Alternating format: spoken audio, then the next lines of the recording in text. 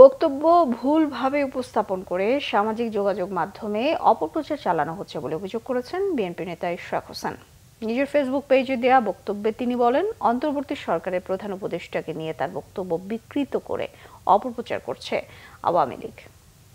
অতি সম্প্রতি আমার একটা বক্তব্য বিকৃত করে একটি স্বার্থান্বেষী মহল সামাজিক যোগাযোগ মাধ্যম ফেসবুক এবং ইউটিউবে ছড়িয়ে অপপ্রচার চালাচ্ছে।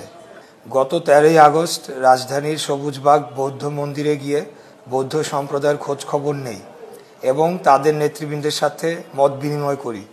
সেখানে থাকা সাংবাদিকরা সাবেক স্বরাষ্ট্র উপদেষ্টা ব্রিগেডিয়ার জেনারেল সাখাওয়াত হোসেনের একটি বক্তব্য নিয়ে প্রশ্ন করলে তার প্রতি উত্তরে আমি সে সময় স্বরাষ্ট্র উপদেষ্টার পদত্যাগ চেয়ে মন্তব্য করি।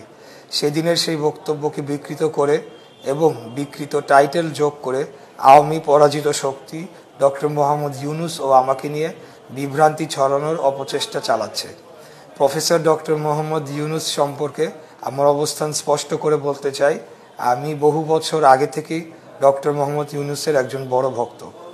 আওয়ামী পরাজিত গোষ্ঠী ও তাদের দোসররা এখন বিভিন্ন প্রোপাগান্ডা ছড়িয়ে এবং নানা অপকৌশলে দেশকে অস্থিতিশীল করার অপচেষ্টায় লিপ্ত। এ ব্যাপারে দেশবাসীকে বিশেষভাবে সতর্ক থাকার অনুরোধ জানাচ্ছি। একই সাথে যারা এমন নোংরা কাজ করে দেশকে অস্থিতিশীল করার ষড়যন্ত্র করছে তাদের বিরুদ্ধে আইনানুগ ব্যবস্থা নেওয়ার জন্য আইন শৃঙ্খলা বাহিনীর প্রতি আহ্বান জানাচ্ছি।